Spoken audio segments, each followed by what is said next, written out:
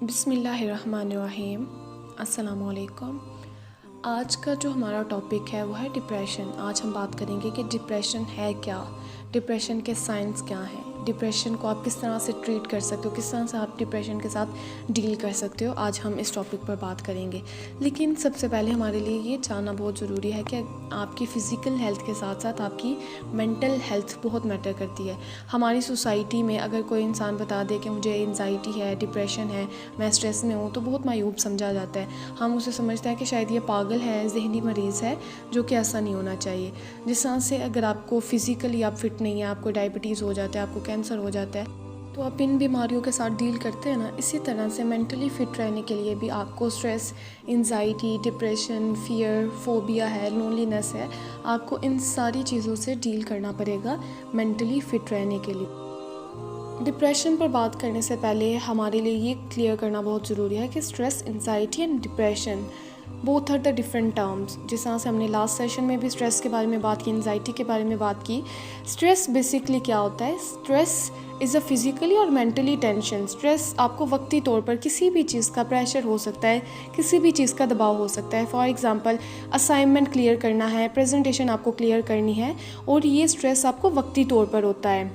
अब हम बात करेंगे एंजाइटी की। एंजाइटी बेसिकली क्या होती है? Anxiety is a feeling of fear और अ पैनिक। और जब यही प्रेशर बढ़ता रहता है तो इंसान एंजाइटी का शिकार होना शुरू हो जाता है।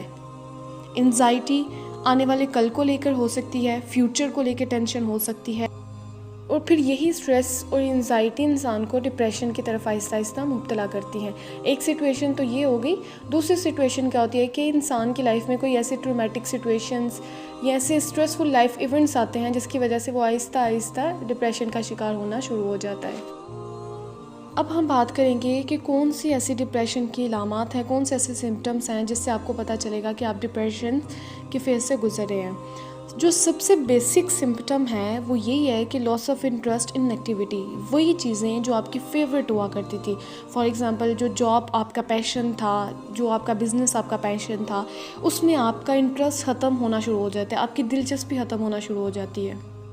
आपका कुछ भी खाने को दिल नहीं चाह रहा होता, आपकी नींद कम हो गई है, आप किसी से बात करना पसंद नहीं करते, आप खुद को कमतर समझते हो, खुद को हकीर समझते हो।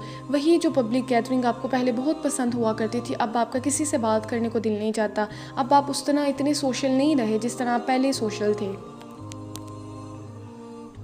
बड़ी से बड़ी खुशी भी आपको खुश नहीं करती। अगर आप खुश होते हैं तो सिर्फ 1 या 2 मिनट के लिए। इसके अलावा जो आपके हॉबीज़ थी, जो प्लेयरेबल एक्टिविटीज़ थी आपकी लाइफ में, अब आपको वो भी खुशी नहीं देती। जो एक्टिविटीज़ आपको पहले सुकून दिया करती थी, अब वो भी आपको सुकून नहीं देती। ये सारे सिम्टम्स हैं आपके डिप्रेशन के।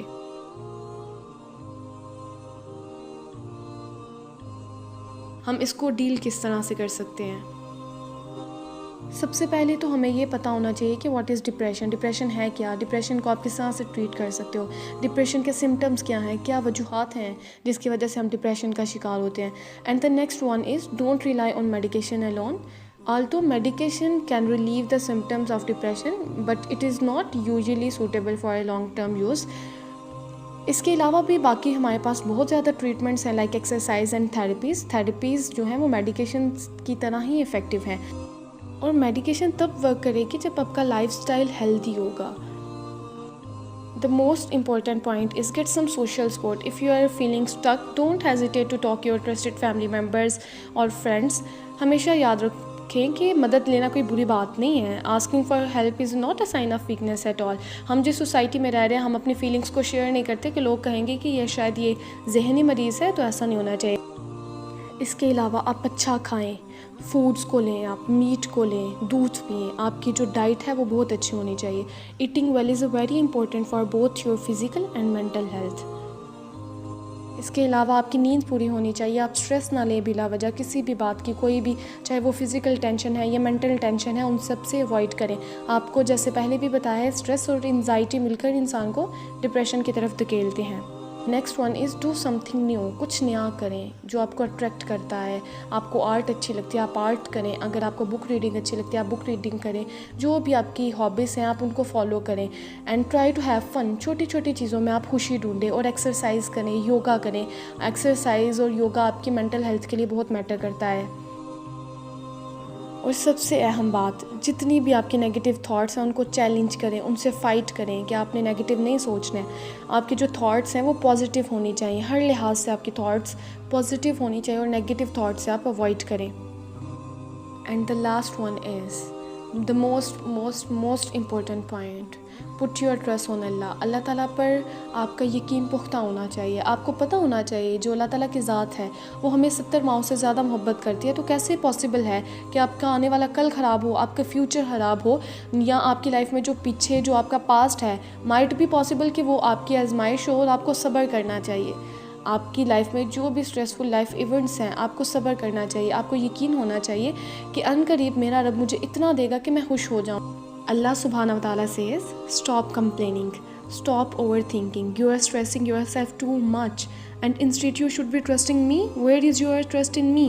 I love you and I won't let you down. सुबहान व तआला कुरान पाक में फरमाते हैं, सूरत दुहा आयत नंबर 1 से 5, कसम है चढ़ते दिन की रोशनी की और रात की जब इसका अंधेरा बैठ जाए कि तुम्हारे परवरदिगार ने ना तुम्हें छोड़ा है ना नाराज़ हुआ है, और यकीनन आगे आने वाले हालात तुम्हारे लिए पहले हालात से बेहतर हैं, और यकीन जानो कि अनकरीब तुम्हारा रब तुम्हें इतना देगा कि तुम खुश हो जाओगे। जज़ाकल्लाह।